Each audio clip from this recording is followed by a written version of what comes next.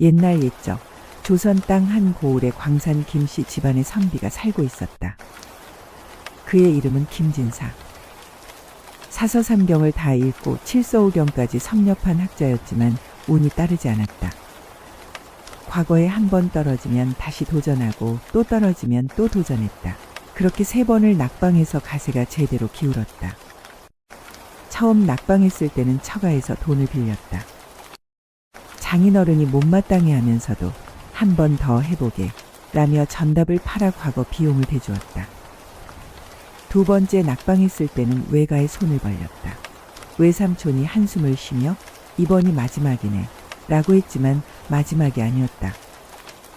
3번째 낙방 후에는 친가의 선산까지 팔아야 했다. 조상님께 죄스러웠지만 달리 방법이 없었다. 그렇게 모든 것을 쏟아부었지만 결과는 참담했다. 이제 김진사에게 남은 것은 낡은 초가집과 빈쌀독 그리고 굶주린 처자식뿐이었다. 4월 초하루 새벽 김진사의 아내가 부엌에서 한숨을 쉬고 있었다. 쌀독 뚜껑을 열었다가 다시 덮기를 몇 번째. 바닥에 겨우 쌀알 몇 개만 굴러다녔다. 또 쌀독 들여다보고 있어? 김진사가 뒤에서 조용히 물었다. 아내가 돌아보지도 않고 대답했다. 서방님, 이제 정말 끝이에요. 빌릴 것도 팔 것도 없어요. 김진사가 안방을 들여다보니 2 아들이 서로를 껴안고 잠들어 있었다. 10살 큰아들의 볼은 홀쭉했고 8살 작은 아들은 잠꼬대로 어머니 밥 좀. 이라고 중얼거렸다. 김진사는 아이들의 말은 볼을 쓰다듬다가 자신의 손을 내려다보았다. 돈만 잡아히고 고운 이 손. 평생 책만 읽은 이 손으로 대체 무엇을 할 수 있단 말인가? 아비가 못나서 너희가 고생이구나. 창밖으로 동이 트기 시작했다. 새들이 지저귀는 소리가 유독 서럽게 들렸다. 서방님, 지금이 모내기철이에요. 품이라도 팔아서 애드립에 풀칠이라도 해주셔야 하지 않겠습니까? 김진사의 부인이 단호한 목소리로 말했다. 김진사는 놀란 얼굴로 부인을 쳐다보았다. 부인, 글 읽는 선비가 어찌 품을 팔 수 있단 말이오? 체면이 있지 않소? 체면이 밥 먹여줍니까? 양반도 먹어야 양반이죠. 서방님, 제발 현실을 보세요. 아내의 눈에서 눈물이 흘렀다. 처녀적 곱던 그 손이 이제는 거칠어져 갈라져 있었다. 김진사는 차마 부인의 얼굴을 똑바로 볼 수 없었다. 김진사는 무거운 발걸음으로 사랑방으로 갔다. 벽 한쪽을 가득 채운 책들. 논어, 맹자, 대학, 중용. 평생을 함께한 것들이었다. 하지만 이제는 이 책들이 원망스럽기만 했다. 너희가 무슨 소용이 있더냐? 밥 한 그릇 못 만들어주는 것을. 그는 책을 하나하나 꺼내 벽장 깊숙이 쑤셔 넣기 시작했다. 그러다 구석에서 먼지 쌓인 도자기 하나를 발견했다. 풀어보니 낡은 나침반이 나왔다. 그것은 다름 아닌 조부님이 쓰시던 패철이었다. 이게 여기에 있었군. 조부님도 한때는 풍수로 이름을 날리셨다지. 김진사는 패철을 이리저리 돌려보았다. 녹슬고 낡았지만 아직 바늘은 움직이고 있었다. 에라, 이것이라도 들고 나가보자. 혹시 노자라도 될지 모르지. 김진사는 패철을 품에 넣고 수건 하나를 머리에 둘렀다. 거울에 비친 자신의 모습이 초라했다. 글만 읽던 선비가 이제 품팔이꾼이 되는 참이었다. 서방님, 정말 가시는 거예요? 부인이 문 밖에 서서 물었다. 그녀의 얼굴에는 안쓰러움과 안도감이 동시에 스쳤다. 며칠만 나갔다 오겠소. 아이들 잘 부탁하오. 김진사는 집을 나서며 뒤를 돌아보지 않았다. 돌아보면 발걸음을 떼지 못할 것 같았다. 해가 중천에 떠오를 때까지 정처 없이 걸었다. 발이 닿는 대로 길이 이끄는 대로 걸으니 어느새 옆 마을에 다다랐다. 멀리서 흥겨운 노랫소리가 들려왔다. 모내기 소리였다. 배고픔의 발걸음이 저절로 그쪽으로 향했다. 일꾼들이 많이 모인 곳이라면 밥이라도 얻어먹을 수 있지 않을까 하는 희망에서였다. 논두렁을 따라 걸어가니 넓은 들판에서 모내기가 한창이었고 일사불란한 농부들과는 상반되게 김진사만 우왕좌왕할 뿐이었다. 저 일손이 필요하면 거들겠소만. 김진사가 용기를 내어 말을 걸자 논주인이 고개를 들어 그를 위아래로 훑어보았다. 일 해본 적 있어? 그것이 배에 배우면 되지 않겠습니까? 논주인이 실없이 웃으며 고개를 끄덕이자 김진사는 서둘러 논으로 들어갔다. 그런데 그는 모를 심는다고 이미 심은 모를 뽑아드는 게 아닌가. 아이고, 선비 나으리. 그건 심는 게 아니라 뽑는 겁니다요. 젊은 농부가 웃으며 말했다. 다른 농부들도 킥킥거렸다. 아니, 이미 심은 걸 왜 뽑아요? 평생 돛대만 잡으셨구먼? 김진사의 얼굴이 빨개졌다. 농부들의 움직임에 비하면 보잘것이 없었지만 김진사의 손에는 물집이 잡히고 허리는 끊어질 듯 아팠다. 논물에 발을 담그니 거머리까지 들러붙었다. 선배님, 이런 됐으니 밥이나 든든히 드시고 가시오. 논주인이 김진사를 불렀다. 막걸리에 된장에 절인 무, 보리밥 한 덩이. 가세가 기울기 전에는 거들떠보지도 않았을 음식인데 꿀맛이었다. 고맙소. 정말 고맙소. 에이, 아닙니다. 선배가 이런 일 하기 쉽지 않은데 집안이 어려우신가 봅니다. 논주인의 안악이 김진사에 까진 손을 보며 혀를 끌끌 찼다. 품삯 대신 보리 한 마를 주며 보냈다. 김진사는 보리를 들고 또 걸었다. 하룻밤을 노숙하고 일어나니 온몸이 쑤셨다. 평생 처음 해본 논일에 허리며 다리가 성한 곳이 없었다. 그래도 멈출 수 없었다. 보리 한 말로는 식구들 며칠 먹이기도 어려웠기 때문이었다. 이른 아침부터 일거리를 찾아 헤매다가 보리타작 소리를 들었다. 커다란 마당에서 사람들이 도리깨를 휘두르고 있었다. 김진사가 다가가 이번에도 일손을 거들겠다고 말했다. 보리타작이라도 거들겠소. 해본 적이 있어. 그것이 어깨너머로 본 것은 있어. 일꾼들이 픽 웃었지만 주인은 일손이 부족했는지 허락했다. 다음 날 보리타작이 시작되었다. 김진사는 보리단을 묶으려 했지만 제대로 되지 않았다. 남들은 손놀림이 빨라 순식간에 단을 만드는데 그는 짚이 자꾸 풀어져 흩어졌다. 도리깨질도 서툴러 보리알은 날리고 집만 남았다. 아이고, 이 양반아. 그렇게 하면 보리가 다 날아가잖소. 죄송합니다. 처음이라. 일꾼들이 한심하다는 듯 고개를 절레절레 저었다. 타작 주인이 다가와 김진사의 어깨를 두드렸다. 선비님, 이 일은 아무나 하는 게 아니오. 그냥 여기 앉아서 쉬다 가시는 게 좋겠소. 또다시 밥만 얻어먹고 쫓겨나는 신세가 된 김진사는 자존심이 무너지는 것을 느꼈다. 허허, 사서삼경에 칠서오경을 다 읽었다 한들 보랏단 하나 제대로 묵질 못하니 이거 굶어 죽기 딱 좋은 신세구만. 정신을 차려보니 해가 서산으로 기울었다. 김진사는 정처 없이 걸었고 주머니에는 동전 몇 푼, 품 안에는 조구의 패철뿐이었다. 배는 고프고 몸은 지쳤다. 이렇게 살바해야 차라리. 그는 고개를 저었다. 아니다, 아직 포기할 수 없다. 집에서 기다리는 처자식을 생각하니 다시 힘을 내야만 했다. 그때 저 멀리 큰 기와집이 보였다. 일단 오늘은 저 집에서 하룻밤 재워줄 수 있는지 알아봐야겠구나. 김진사는 용기를 내어 대문을 두드렸다. 주인 어른, 길 가는 나그네인데 하룻밤만 재워주십시오. 김진사의 외침에 몸종이 뛰쳐나와 김진사를 위아래로 훑어보았다. 오늘은 선대 어르신 기제사라 손님을 받을 수 없소. 제사라면 혹시 춤을 쓸 사람이 필요하지 않으십니까? 불초 하나마 제가 문장은 쓸 줄 압니다. 몸종이 잠시 망설이다가 안으로 들어갔다. 이내 주인이 나왔다. 정말 글을 아시오. 예, 사서삼경 정도는 읽었습니다. 김진사는 정성껏 충문을 써내려갔다. 유려한 문체와 정갈한 글씨. 주인의 얼굴이 밝아졌다. 오호, 이런 명문을 보다니. 선비님이 숨은 실력자셨군요. 그 후로 제사를 무사히 마치고 운복을 나눴다. 김진사는 오랜만에 따뜻한 방에서 배불리 먹게 되었다.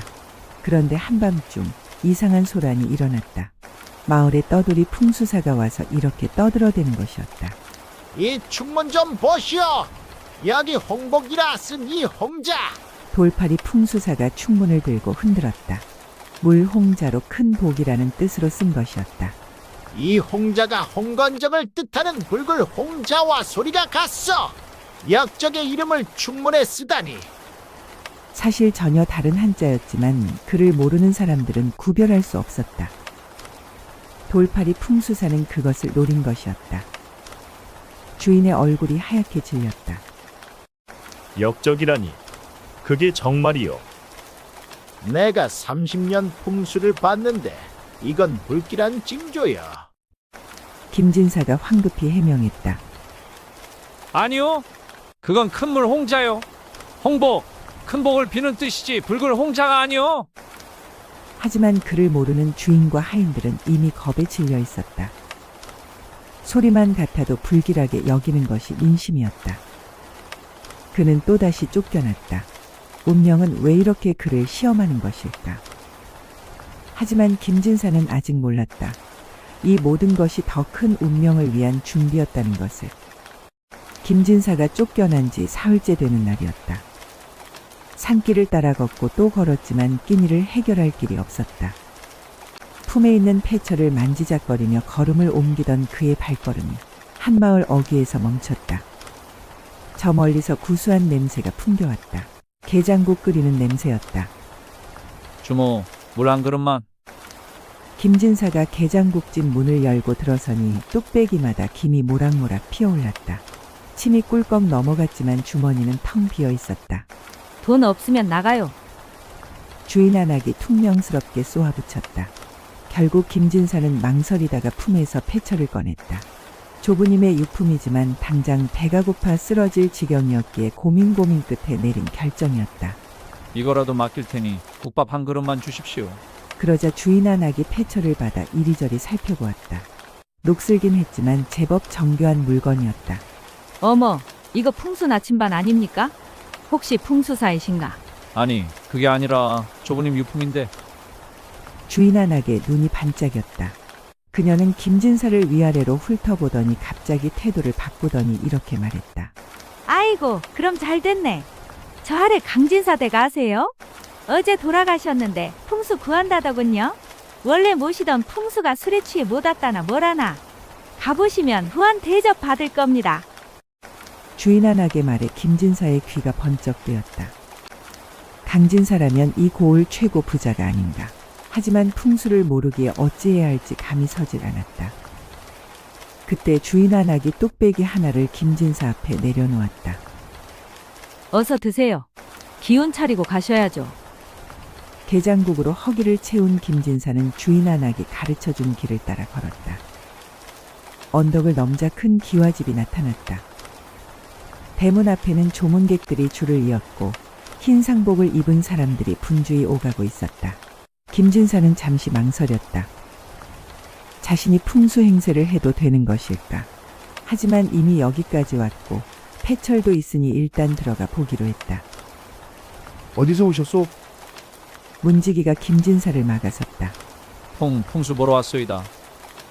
문지기가 패철을 든 김진사를 훑어보더니 고개를 끄덕였다. 마당에 다른 풍수들도 와 있으니 들어가시오. 마당에 들어서니 이미 5-6명의 풍수사들이 모여 있었다. 그들은 저마다 화려한 도포를 입고 큼직한 나침반을 들고 있었다. 저 산용맥이 왼쪽으로 흘렀으니 정자양이 줬소. 한 풍수사가 목청을 높였다. 키가 크고 수염이 길었다. 아니요. 오른쪽 청룡이 더 강하니 임자병양이요. 다른 풍수사가 반박했다. 그는 배가 나오고 얼굴이 붉었다. 둘 다 틀렸어. 북쪽 현무가 약하니. 또 다른 풍수사가 끼어들었다. 그들은 서로 자기가 옳다고 큰 소리로 다투었다. 김진사는 그들과 떨어진 구석에 조용히 앉았다. 패처를 꺼내 만지작거리면서도 아무 말이 없었다. 사실 무슨 말을 해야 할지도 몰랐다. 한참 후 상복을 입은 노인이 마당으로 나왔다. 60 중반의 나이에도 허리가 꼿꼿하고 위엄이 있었다. 이 집 주인 강진사였다. 여러분 이렇게들 와주어서 참으로 고맙소. 강진사가 인사를 하자 풍수사들이 일제히 일어나 답례했다. 김진사도 따라 일어났다. 강진사의 시선이 풍수사들을 하나하나 훑어보았다. 시끄럽게 떠들던 풍수사들을 지나 구석에 조용히 앉아있던 김진사에게 시선이 멈췄다. 거기 말없이 앉아 계신 분은 누구시오? 예, 저는. 김진사가 일어서려 하자 강진사가 손을 들어 제지했다. 아니, 앉아 계시오. 왜 다른 분들처럼 한 말씀 하시지 않고? 아직 산을 보지도 않았는데 무슨 말씀을 드리겠습니까? 김진사의 대답에 마당이 조용해졌다. 다른 풍수사들이 김진사를 돌아보기 시작했고 강진사가 수염을 쓸며 천천히 고개를 끄덕였다. 옳은 말씀이요. 빈수레가 요란하고 알찬 곡식은 고개를 숙인다더니. 강진사가 김진사를 다시 한번 자세히 살폈다. 낡은 옷차림이지만 품위가 있고 녹슨 패철이지만 정성스레 다루는 모습이 눈에 띄었다. 이분이 진짜인가 보다. 여봐라. 강진사가 하인을 불렀다. 저 선생님을 상방으로 모셔라. 하인들이 정중히 김진사를 안내했다. 다른 풍수사들의 얼굴이 일그러졌다. 아니, 우리는 뭐요? 말 한마디 안 했는데 왜? 그들이 웅성거렸지만 강진사는 이미 돌아서 하인들이 안내하는 곳으로 들어서고 있었고 문지기는 이렇게 말했다. 다른 분들은 저녁 드시고 가시오. 김진사가 상방에 들어서니 이미 상이 차려져 있었다. 갈비찜과 전, 각종 나물이 가득했는데 하인이 술까지 따라주는 게 아닌가. 선생님, 편히 드십시오. 내일 산소 답사 가실 때까지 쉬시면 됩니다. 김진사는 꿈만 같았다. 며칠 전까지 굶주렸던 자신이 이런 대접을 받다니. 배불리 먹고 따뜻한 이불에 몸을 뉘었다. 오랜만에 편안한 잠자리였다. 자정이 넘은 시각 김진사는 깊은 잠에 빠져 있었다. 그때 문 앞에서 누군가가 자신을 다급하게 부르는 소리가 들렸다. 선생님, 선생님. 웬 여인의 목소리였다. 처음엔 꿈인가 싶었지만 소리가 계속되었다. 선생님, 제발 문 좀 열어주세요. 정말 급한 일이 있습니다. 김진사가 잠에서 깨어 일어났다. 문 밖의 목소리는 간절하면서도 다급했다. 누구시오? 저는 이 집 며느리입니다. 제발 문을 열어주시어요. 김진사가 망설이다가 문을 열었다. 창백한 얼굴의 젊은 여인이 아이를 안고 서 있었다. 눈은 울어서 붉게 충혈되어 있었고 온몸을 바들바들 떨고 있었다. 김진사가 여인을 방으로 들였다. 여인은 문이 닫히자마자 무릎을 꿇었다. 선생님, 저를 살려주세요. 아니, 이 아이를 살려주세요. 부인, 대체 무슨 일이시오? 여인이 품에 안은 아이를 내려다보며 눈물을 흘렸다. 아이는 곤히 잠들어 있었다. 사실 이 아이는 시집 오기 전에 가진 아이입니다. 7달 만에 태어났습니다. 김진사가 놀라서 입을 다물지 못했다. 시아버님 장례가 끝나면 저는 가문의 수치라며 처형당할 겁니다. 이미 이 댁에서는 저를 죄인 취급하고 있습니다. 여인의 목소리가 두려움에 떨렸다. 김진사는 당황해서 어찌할 바를 몰랐다. 그런데 부인, 왜 제게 이런 이야기를? 여인이 고개를 들어 김진사를 똑바로 쳐다보았다. 선생님도 진짜 풍수사는 아니시죠? 김진사가 깜짝 놀랐다. 여인이 계속 말을 이었다. 패철은 녹슬었고 손에는 굳은 살 대신 붓을 잡던 흔적만 있지 않습니까? 게다가 앉은 자세나 말씨를 보니 글일던 선비님이신 것이 다 드러납니다. 부인이 어찌? 저도 양반가에서 자랐습니다. 아버지가 문관이셨으니 선비와 풍수사 정도는 구별할 수 있지 않겠습니까? 김진사는 할 말을 잃었다. 이 여인은 모든 것을 꿰뚫어보고 있었던 것이다. 선생님이 가짜인 걸 아는 건 저뿐입니다. 그리고 저도 비밀이 있으니 우리 서로 도와야 하지 않겠습니까? 무슨 말씀을 하시는 건지. 여인이 소매에서 편지 하나를 꺼내 보였다. 제 친정 오라버니가 예조판서입니다. 이 편지를 전해주면 선생님을 벼슬길에 올려드릴 수 있습니다. 김진사가 편지를 받아들었다. 정성스럽게 봉해진 편지였다. 그래서 제가 무엇을 해야 하는 겁니까? 내일 시조부님 산소에 가실 때 그곳이 호화열이라고 하시면 됩니다. 호화열이 무엇이요? 호랑이가 누워 새끼치는 명당입니다. 범호자, 누울 와자입니다. 호랑이는 동지서 달의 교미에서 5월 단후에 새끼를 낳지요. 정확히 7달입니다. 김진사가 이해했다. 7달 만에 태어난 아이를 정당화하려는 것이었다. 그 명당 덕분에 7달 만에 태어난 기리나가 있다고 하십시오. 그럼 이 아이가 부정한 자식이 아니라 명당의 기운을 받은 아이가 되는 것입니다. 여인의 눈에 간절함이 가득했다. 김진사는 고민에 빠졌다.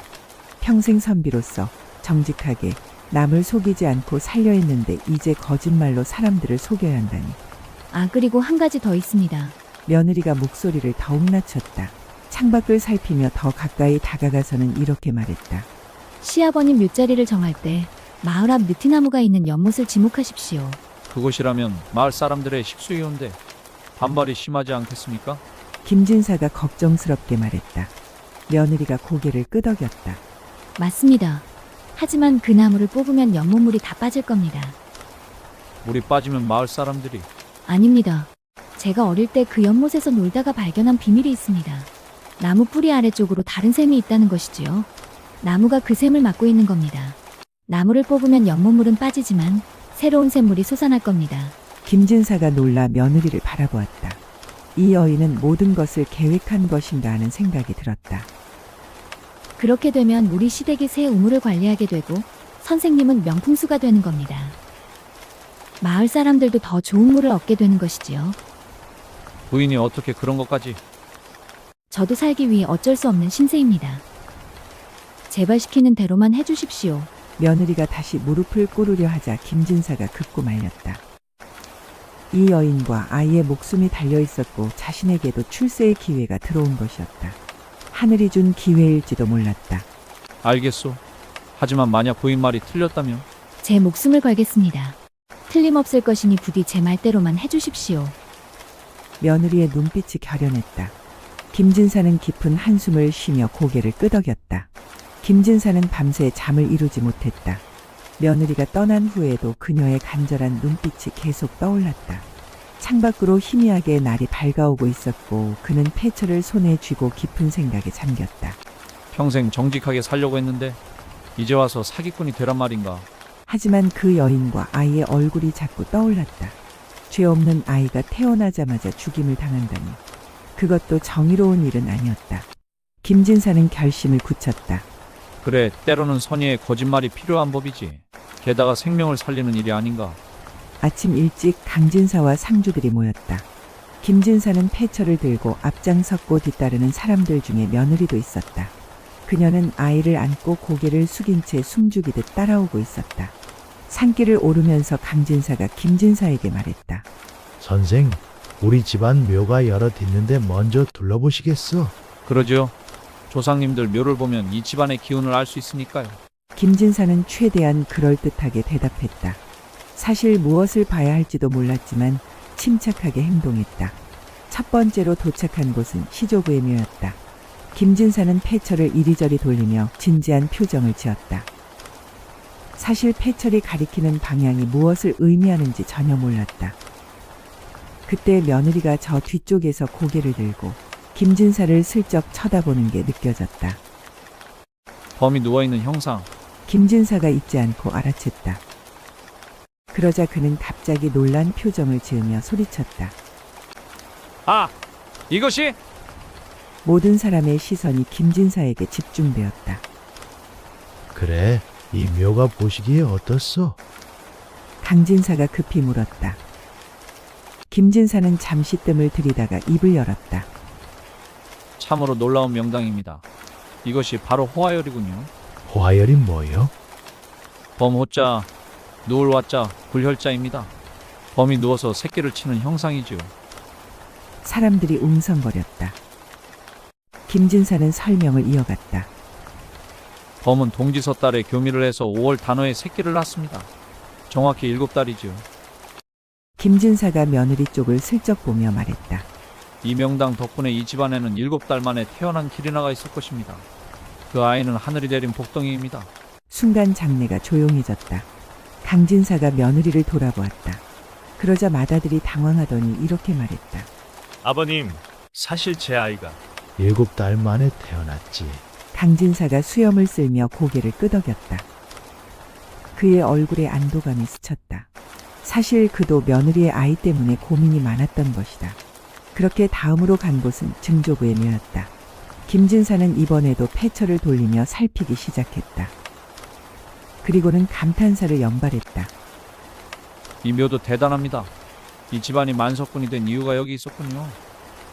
그게 정말이요? 산의 정기가 모두 이곳으로 모입니다. 자손이 부귀영화를 누릴 자리요. 강진사의 얼굴이 밝아졌다. 자신의 조상들이 좋은 자리에 모셔진 것을 확인받으니 마음이 놓였다. 그런데 선생, 아버님은 어디에 모시는 게 좋겠어? 이제 가장 중요한 순간이었다. 김진사는 슬쩍 산 아래를 내려다보았다. 역시나 마을 앞에 큰 느티나무가 있고 그 아래 연못이 있었다. 저곳입니다. 김진사가 연못을 가리키자 예상대로 사람들이 놀랐다. 저긴 우리 마을 식수인데요. 저 나무는 수백 년 된 신목입니다. 마을 사람들이 반발했다. 그러자 김진사는 침착하게 대답했다. 저 나무를 뽑으면 연못에 물이 빠질 것입니다. 그리고 그 아래서 새로운 샘물이 솟을 거예요. 무슨 근거로 그런 말을? 땅의 기운이 그렇게 말해주고 있어. 저 나무가 물길을 막고 있는 것이요. 김진사는 자신도 모르게 점점 그럴듯하게 연기를 하고 있었다. 며느리가 알려준 대로 말하면서도 나름대로 살을 붙여가고 있었다. 만약 내 말이 틀리면 내 목숨을 내놓겠소. 일행이 마을로 돌아온 후 사람들 사이에서 논란이 일었다. 어떤 이들은 신목을 건드리면 안 된다고 했고 어떤 이들은 강진사 집안을 위해서라면 해볼 만하다고 했다.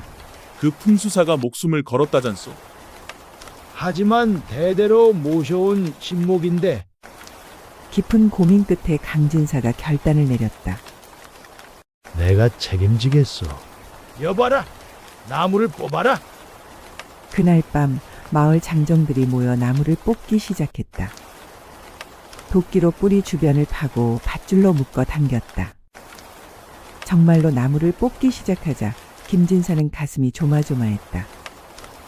만약 며느리의 말이 틀렸다면 자신은 정말로 목숨을 잃을지도 모를 일이었다. 한밤중에 계속된 작업 끝에 마침내 거대한 나무가 뽑혀 나왔다. 그 순간 연못에 물이 소용돌이치며 빠지기 시작했다. 드디어 물이 빠지는구나. 다음 날 아침 놀라운 일이 일어났다. 연못이 있던 자리 옆에서 맑은 샘물이 솟아났다. 마을 사람들이 그 광경에 감탄하기 시작했다. 정말로 새 물이 나왔구만. 저 풍수사가 진짜 백이인가 보구려. 한편으로 근심했던 김진사도 안도의 한숨을 내쉬었다. 며느리의 말이 맞았다. 그녀는 어떻게 이것을 알았을까? 하지만 지금은 그것이 중요한 게 아니었다. 그때 강진사가 김진사의 어깨를 두드렸다. 선생이 진정한 명풍수였구려. 내 조금은 의심했는데 미안하오. 그렇게 강진사의 아버지를 새 묘자리에 모셨다. 마을 사람들도 모두 참석했고 이제 김진사는 이 마을에서 명풍수로 인정받았다. 장례가 끝나자 며느리가 다시 몰래 김진사를 찾아왔다. 고맙습니다. 선생님 덕분에 살았습니다. 그녀는 품에서 또 다시 편지를 꺼냈다. 약속대로 이 편지를 서울에 가서 오라버니께 전해주십시오. 과거를 보실 때 도움이 되실 겁니다. 김진사는 편지를 받으며 복잡한 심정이었다. 가짜로 시작한 일이 이렇게 커질 줄은 몰랐던 것이다. 하지만 이제는 돌이킬 수 없는 길이었다. 그리고 어쩌면 이것이 하늘이 준 기회일지도 몰랐다. 김 선생, 어디로 가시려고 그러시오? 이제 제 할 일이 끝났으니 떠나야죠. 강진사가 김진사의 손을 덥석 붙잡았다. 그 손에는 진심이 담겨 있었다. 선생 같은 분을 어디서 또 만나겠소? 평생 우리 집에 머물러 주시오. 돈 걱정은 하지 마시오. 간곡한 청에 김진사는 망설일 수밖에 없었다. 집에는 처자식이 기다리고 있었지만 당장 돌아가기도 민망했다. 빈손으로 떠났는데 빈손으로 돌아갈 수는 없었다. 정 그러시다면 며칠만 더 신세지겠습니다. 며칠이 한 달이 되고 한 달이 1년이 되었다. 어느새 3년이라는 세월이 흘렀다. 김진사는 강진사 집에서 상객으로 지내고 있었다. 매일 좋은 음식을 먹고 비단 이불에서 편안하게 잠들고 일어났고 마을의 학자들과 시를 짓고 장기를 두며 지내고 있었다. 그러나 마음 한구석은 늘 무거웠다. 고향에 두고 온 처자식이 어떻게 지내는지, 부인은 자신을 원망하다 병들진 않았을지, 아이들은 잘 크고 있을지 걱정이 되었다. 허허, 한 달, 두 달 하던 것이 벌써 이렇게 시간이 흘렀구나. 허나 이제는 정말 돌아가야 하는데. 매번 그렇게 생각하면서도 발걸음이 떨어지지 않았다. 강진사의 극진한 대접과 편안한 생활에 익숙해져 버린 것이었다. 그러던 어느 날 밤 김진사가 잠을 자다가 이상한 소리를 듣게 되었다. 살며시 일어나 밖을 내다보니 강진사가 김진사의 패처를 가지고 나와 도끼로 부수고 있었던 것이다. 영감님, 아니 무엇을 하시는 거요? 김진사가 놀라 뛰어나갔다. 그러자 강진사가 멋쩍게 웃었다. 이 배철이 있으면 선생이 떠날까 봐 그렇소. 미안하게 됐소이다. 그래도 그건 제 조부님 유품인데. 이제 선생은 우리 집 식구요. 영원히 함께 살아야지요. 배철 없어도 선생 실력은 변하지 않잖소. 김진사는 할 말을 잃었다. 강진사의 집착이 무서우면서도 고마웠다.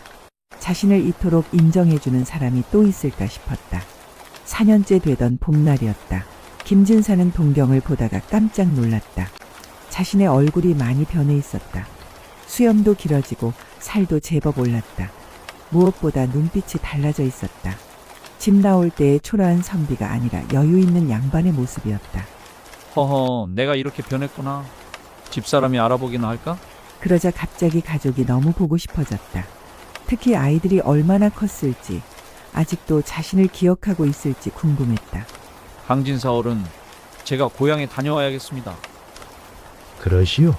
하인들을 딸려 보내리다. 떠나는 날 아침, 강진사 며느리가 김진사를 몰래 찾아왔다. 어느덧 그녀는 당당한 종부가 되어 있었고 아이도 건강하게 자라고 있었다. 선생님, 이 편지를 꼭 전해주십시오. 봉해진 편지를 건네며 그녀가 속삭였다. 서울로 과거 보러 가실 일이 있으면 오라버니께 전해주십시오. 예조 판서로 계십니다. 이번에 과거 시관을 맡으신다고 들었습니다. 부인, 이건 은혜는 반드시 갚아야지요. 선생님이 저를 살렸듯이 이제 제가 선생님을 도울 차례입니다. 김진사는 편지를 품에 넣었다. 운명의 수레바퀴가 다시 돌기 시작한 것 같았다. 얼마 뒤 고향에 도착한 김진사는 놀라지 않을 수 없었다. 자신의 초라한 초가집이 있던 자리에 번듯한 기와집이 서 있었기 때문이었다. 하인이 안내하는 대로 따라가니 정말 자신의 집이었다. 서방님, 부인이 뛰어나왔다. 4년 만에 재회였기에 부인의 눈에서 눈물이 주르륵 떨어지고 있었다. 살아계셨군요. 저는 또 걱정스러운 마음에. 미안하오. 이렇게 오래 걸릴 줄 몰랐소. 부인은 울고 있었지만 이제 비단 옷을 입고 있었고 얼굴도 훨씬 좋아 보였다. 아이들도 뛰어나왔다. 큰아들은 이제 14살, 작은아들은 12살이 되어 있었다. 김진사는 두 아들의 공손한 인사를 받으며 이 모든 것이 꿈만 같았다. 부인, 그런데 이 집은 어떻게 된 것이요? 강진사 어르신이 다 마련해 주셨습니다. 서방님이 떠난 지 한 달 후에 사람을 보내 집도 짓고 전답도 주시고 그동안 걱정 없이 살았지요. 김진사는 예상치 못한 일에 감동할 수밖에 없었다. 강진사가 자신의 가족까지 돌봐주었다니. 생각해보면 이 모든 것이 가능했던 것은 강진사 댁 며느리 때문이었다. 서방님이야말로 그곳에서 무슨 일을 하셨기에. 말하자면 긴데 나중에 천천히 이야기하겠소. 걱정했던 것보다 잘 지내고 있었다는 사실에 마음이 놓인 김진사는 며칠을 쉬면서 결심을 했다. 이제는 정말로 무언가를 이루어야 할 때라고 생각했다. 품에 있는 편지가 무겁게 느껴졌다. 부인, 나 한양으로 과거 보러 가겠소. 부인이 깜짝 놀란 얼굴로 김진사를 바라보았다. 또 과거를요? 이제는 이렇게 잘 사는데 굳이 그러시는 연유가. 이번이 마지막이오. 이번에는 반드시 될 것 같소. 김진사는 자신감이 있었다. 예조판서의 편지가 있었고 무엇보다 4년간의 경험이 자신을 변화시켰다. 이제 그는 예전의 그가 아니었다. 강진사가 마련해준 말을 타고 하인을 데리고 한양으로 향했다.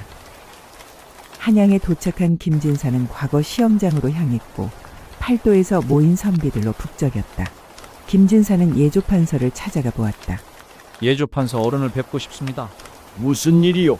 김진사가 편지를 내밀었다. 예조판서가 편지를 읽더니 얼굴빛이 변했다. 선생이 바로 그분이군요. 내 누이와 조카를 살린. 곧이어 예조판서가 김진사를 은밀한 곳으로 데려더니 이렇게 말했다. 시험 답안에 이름을 쓰지 마시오. 대신 이 표식을 남기시오. 예조판서는 김진사에게 특별한 표식을 알려주었다. 이름 없는 답안이 장원급제하도록 만들겠다는 것이었다. 그렇게 예조판서의 도움으로 과거에 급제한 김진사는 다른 급제자들과 함께 임금을 아련하게 되었다. 임금이 그에게 물었다. 각자 자신의 포부를 말해보시오. 다른 급제자들은 가문자랑과 학문자랑을 늘어놓았다. 김진사의 차례가 되었다. 소생은 4년 전만 해도 보리단도 제대로 못 먹는 무능한 선비였습니다. 좌중이 조용해졌다. 김진사가 이야기를 이어갔다. 굶주린 가족을 두고 품팔이를 나섰다가 우연히 풍수 행세를 하게 되었습니다. 가짜였지만 사람들을 도우려 노력했고 그 과정에서 백성의 삶을 알게 되었습니다. 임금이 더욱 관심을 보였다. 그래서 백성의 고통을 모르는 자가 어찌 백성을 다스리겠습니까? 소생에게 기회를 주신다면 팔도를 다니며 탐관오리를 찾아내고 백성을 괴롭히는 자들을 처벌하겠습니다. 김진사의 이야기에 임금이 감탄했다. 참으로 기이한 사연이로다. 그대야말로 진정한 관리로구나. 그리고 뜻밖의 명을 내렸다. 그대를 암행어사에 임명하노라. 팔도를 다니며 탐관오리를 적발하고 백성을 구하도록 하라. 생각지도 못한 어명에 김진사가 엎드려 절했다. 성원이 만극하옵니다. 마패를 받아든 김진사의 손이 떨렸다. 가짜 풍수에서 시작하여 이제 진짜 암행어사가 된 것이다. 하늘이 준 기회를 제대로 쓸 때가 온 것이었다. 김진사는 곧바로 명을 받들어 첫 번째로 간 곳은 평양이었다. 평양 감사가 백성을 수탈한다는 소문을 들었기 때문이었다. 변장을 하고 평양에 도착한 김진사는 직접 백성들의 이야기를 들었다. 감사가 얼마나 악독한지, 어떻게 백성을 괴롭히는지 낱낱이 조사했다. 그리고 어느 날 새벽 감영 문을 두드렸다. 마패를 든 김진사의 모습에 평양 감사가 벌벌 떨었다. 백성을 도탄에 빠뜨린 죄 능지처참에 처하노라. 그 후로 김진사는 팔도를 누비며 부패한 관리들을 처단했다. 김어사가 나간다는 소문만 돌아도 탐관오리들은 밤잠을 이루지 못했다. 어느새 김진사는 백성들에게 영웅이 되어 있었다. 보릿단도 못 묶던 선비가 이제 나라의 기둥이 된 것이었다. 가짜에서 시작한 인생이 진짜보다 더 진짜가 되었다. 그것이 바로 김진사의 천지개벽이었다.